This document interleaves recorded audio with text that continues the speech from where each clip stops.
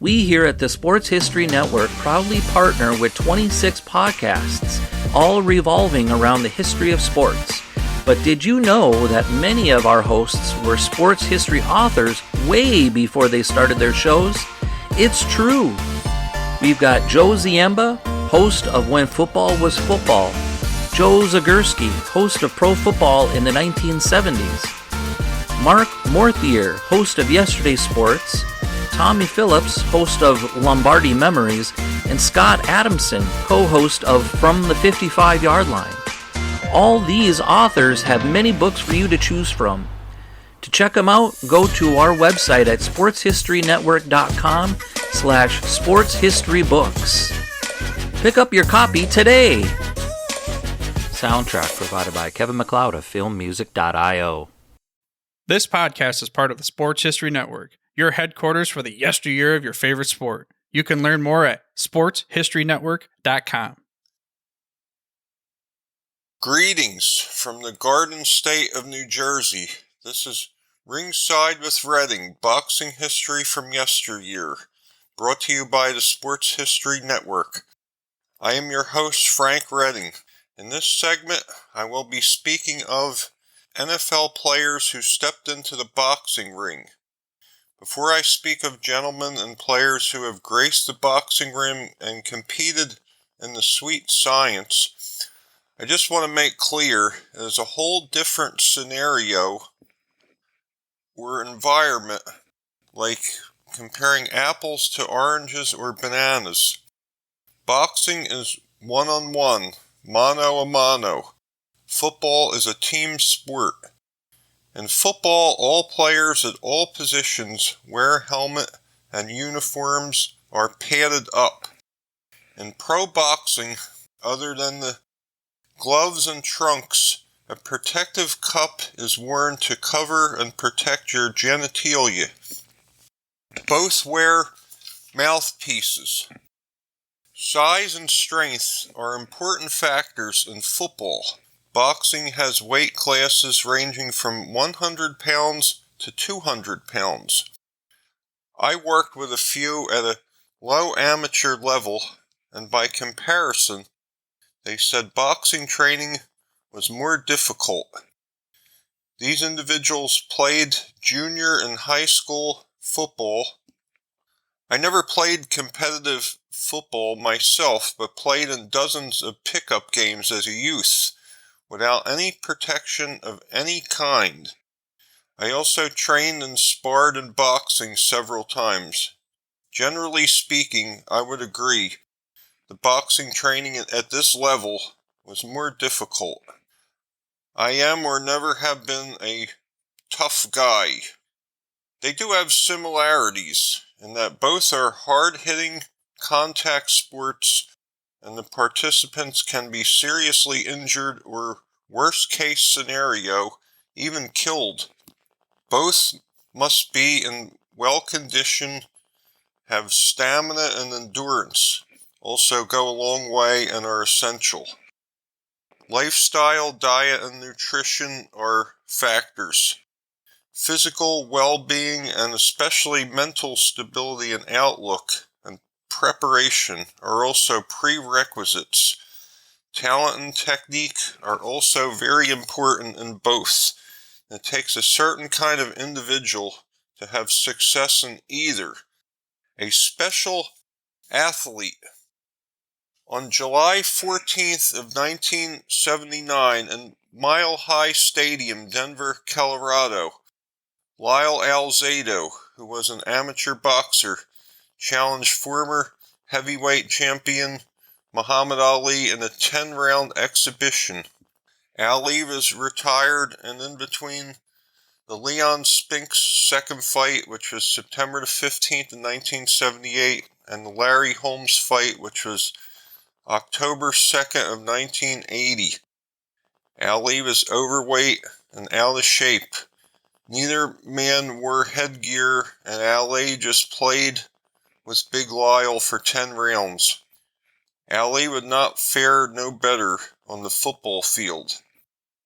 Ed Too Tall Jones is possibly the most noteworthy football player to fight professionally in boxing. Jones, also an amateur boxer, retired temporarily from football from November of 1979 to January of 1980, had 6 professional fights in boxing. Ed Jones, at 6'9" tall, was a very towering, imposing figure. He was trained by Emil Griffith's uncle, Murphy Griffith, and managed by Dave Wolf. Both were with the future lightweight champion of the world, Ray Boom Boom Mancini. In Jones's first fight, he struggled with Mexican journeyman Yaqui Lopez. Jones won a 6-round decision. He would go on to fight 5 more fights with 5 knockouts and finished his career 6-0 and returned to the gridiron. The summer of 1979, Pompano Beach, Florida, 28 current NFL players fought in a tournament. 3 2-minute rounds with 14-ounce gloves and headgear. Men that appeared in this tournament will be familiar and recognized by football fans, including Bob Kuechenberg from the Miami Dolphins, an offensive lineman, Gary Jeter from the New York Giants, a defensive lineman, Kim Bocamper from Miami, a linebacker, Jackie Slater from the LA Rams, an offensive lineman, Riley Odoms from the Denver Broncos, a tight end, Ross Browner, a defensive end for the Cincinnati Bengals, who was the Notre Dame heavyweight boxing champion. Browner won the tournament, winning 4 bouts and defeating Jackie Slater in the final. Referees were Davey Pearl and Tony Perez, and former heavyweight contender Jerry Quarry, and running back Hall of Famer from the Miami Dolphins Larry Zonka were the announcers. 1979, ladies and gentlemen, it seems several football players had the urge to box. A gentleman I'm going to cover at this time is absolutely amazing story. Charlie Powell. This man did not attend college, was recruited by Notre Dame and UCLA to play football. He played semi-pro baseball briefly and was the youngest player in NFL history at 19 years of age. His football career lasted from 1952 to 1957, where he played with the San Francisco 49ers, and 1960 to 1961, he played with the Oakland Raiders. In his very first game, he sacked Bobby Lane an incredible 10 times. He even turned down an offer to play for the Harlem Globetrotters. The man is an absolute phenom. He pursued a boxing career that lasted from 1953 to 1965, and he participated in 39 professional fights with a record of 25 wins, 17 knockouts, 11 losses, and 3 draws. He was defeated by Muhammad Ali and Floyd Patterson. Not bad company to be in. His biggest win was March 4th of 1959. He stopped Cuban heavyweight contender number 2, Nino Valdez, in Miami Beach, Florida.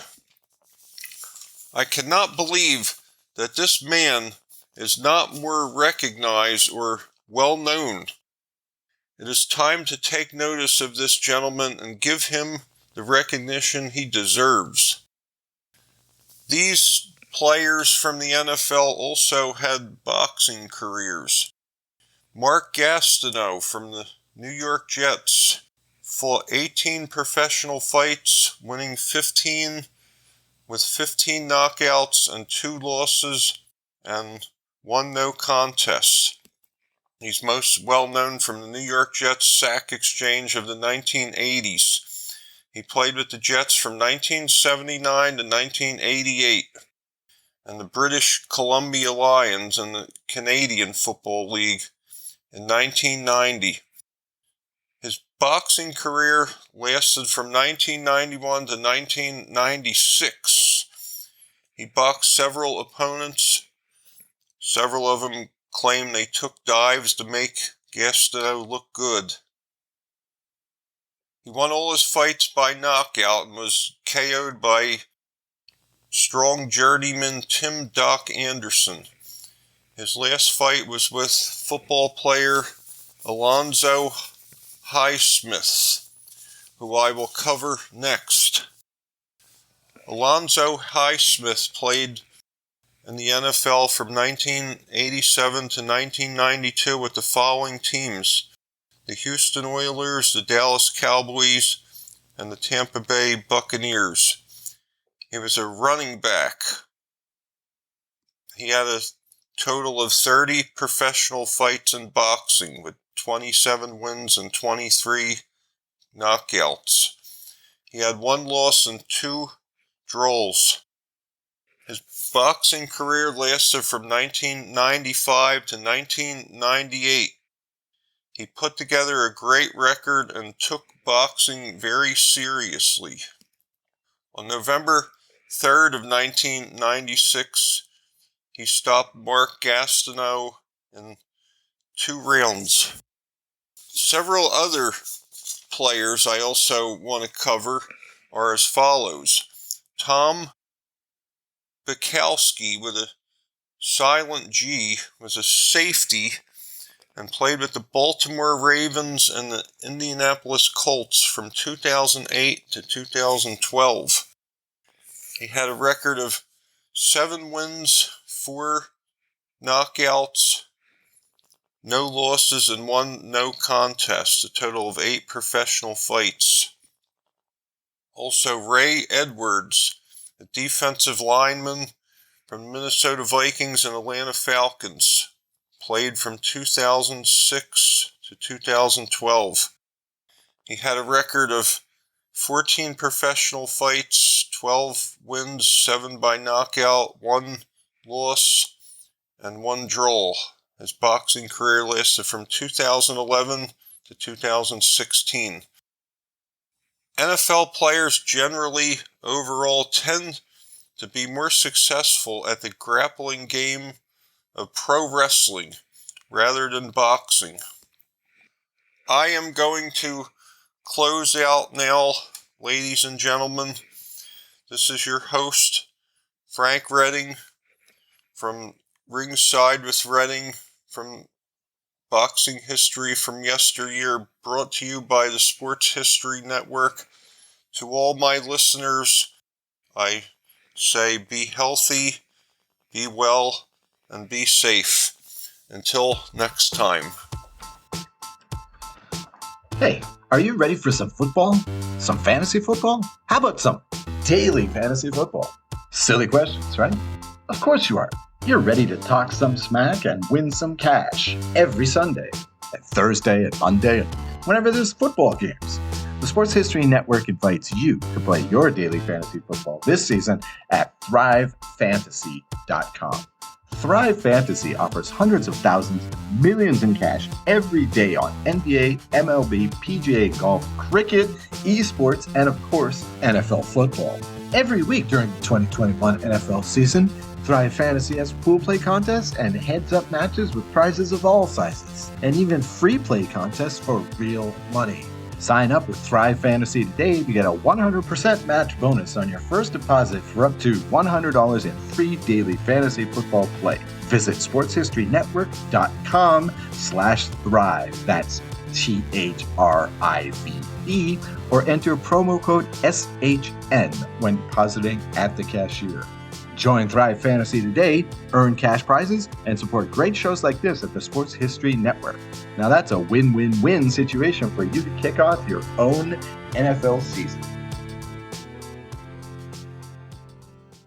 At the Sports History Network, we're all about sports yesteryear, and so we're so pleased to introduce you to Row One, an online memorabilia gallery and shop that brings you sports history to life anywhere. The Row One gallery includes over 5,200 gorgeously reproduced prints of team posters, game program covers, game tickets, advertisements, and more in baseball, pro and college football, pro and college basketball, and more. And any gallery item may be printed in a variety of sizes on wood, metal, canvas, acrylic, or poster paper.